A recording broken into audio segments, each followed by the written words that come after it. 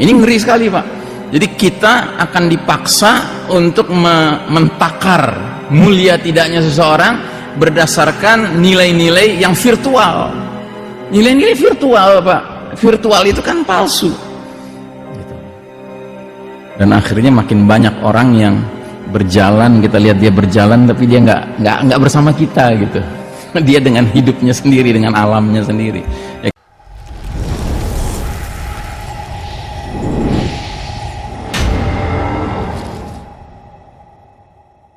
Teknologinya makin canggih Pak.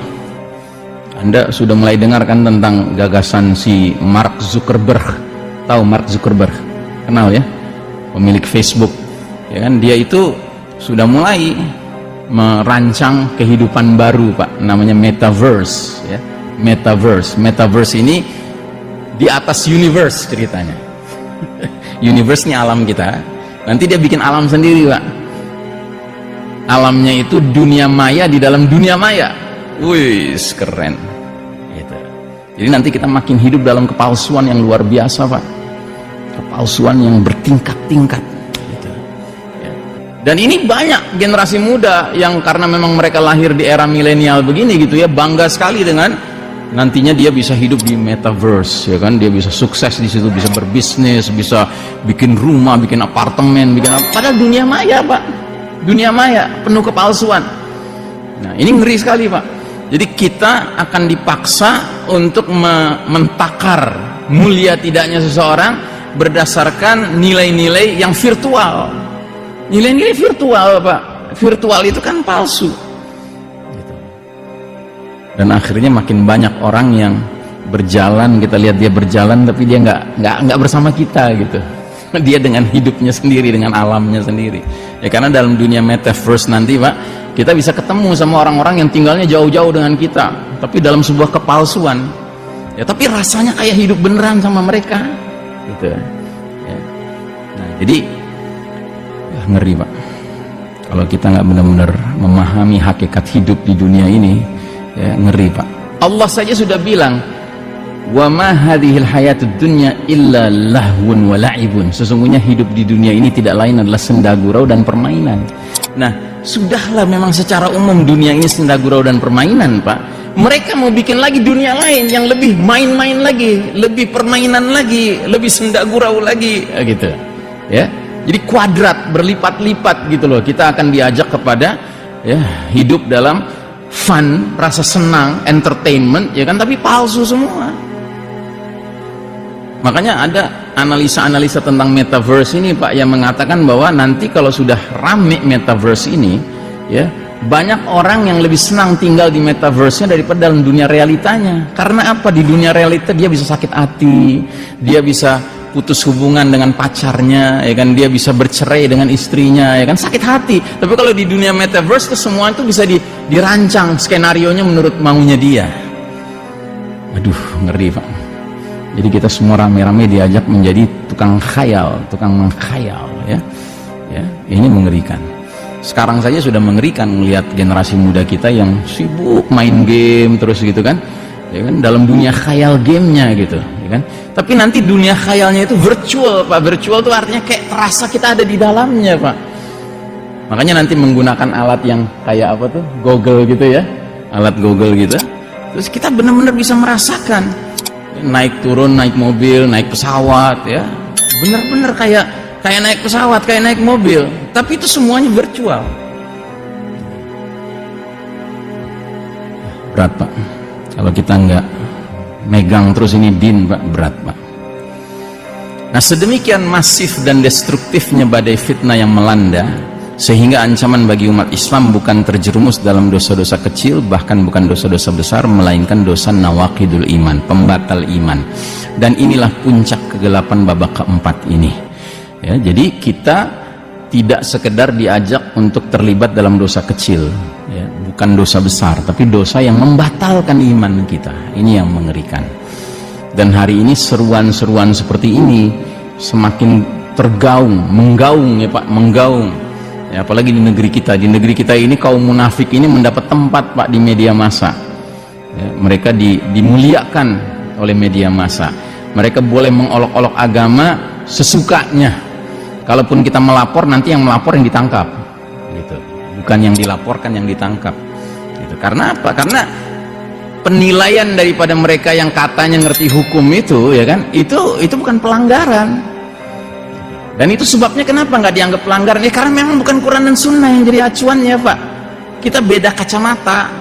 Kalau kita pakai kacamata Quran Sunnah, kita tahu ini orang mengolok-olok agama, ini orang pantas dipenjara, ini orang pantas dihukum, ya kan? Tapi kalau orang kacamatanya bukan Quran dan Sunnah, ya apa urusannya dengan dia? Apa urusannya? Emang kenapa sih? Ya kan suka-suka dong, freedom of speech, kebebasan berpendapat, kan gitu. Nah, jadi saudaraku rahimakumullah, sistem Dajjal telah menjelma menjadi peradaban penuh dosa, bahkan menghasilkan umat Islam yang murtad dari agamanya, karena kehidupan sudah tidak lagi diarahkan untuk mengejar meraih ridha Allah, melainkan menuju penyambutan roh palsu, yaitu Ad-Dajjal. Ya, makanya semua kepalsuan semakin merebak, semakin di endorse, ya, didorong gitu, ya, kepalsuan. Dan Allah Ta'ala dalam surat Al-Baqarah 217 mengungkap ambisi kaum yang sedang mimpin dunia sekarang. Yang mimpin dunia sekarang ini bukan sekedar kaum kafir biasa, Pak, tapi kaum kafir harbi. Kaum kafir ada 3 kelompok, Pak. Kafir harbi, kafir muahid, kafir zimmi. Kafir zimmi itu artinya orang kafir yang tunduk pada apa? Pada sistem Islam. Kalau sistem Islamnya tegak. Hari ini kafir zimmi susah ditemukan karena sistem Islamnya nggak ada.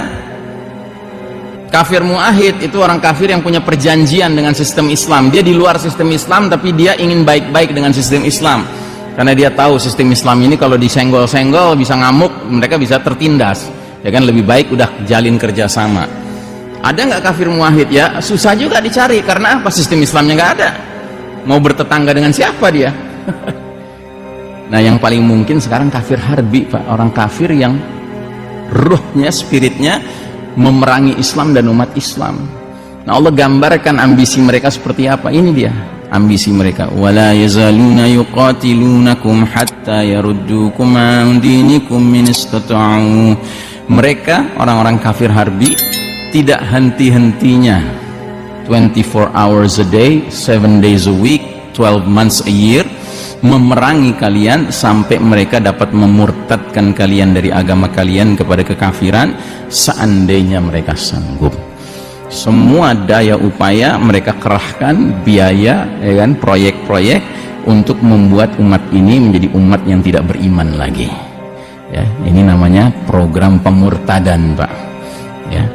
Dan bentuk pemurtadannya itu bukan pemurtadan yang formal, yang resmi, sehingga nanti orang terang-terangan bilang gue udah bosan sama Islam, gue mau pindah ke agama lain. Enggak, dia mungkin secara tampilan tetap muslim, tapi dia sudah murtad, sudah batal imannya, ya. Dan contoh yang paling sering saya kemukakan adalah umat Islam yang termakan dengan faham pluralisme, sebuah faham yang menganjurkan orang sampai mengatakan semua agama sama, semua agama baik, semua agama benar. Kalimat seperti ini, Pak, termasuk kalimat yang membatalkan iman seseorang, karena Allah Ta'ala tidak pernah mengatakan dalam Al-Quran semua agama sama, semua agama baik, semua agama benar. Yang Allah tegaskan adalah innad dina indallahil Islam. Sesungguhnya agama yang Allah ridhai di sisinya hanyalah Islam.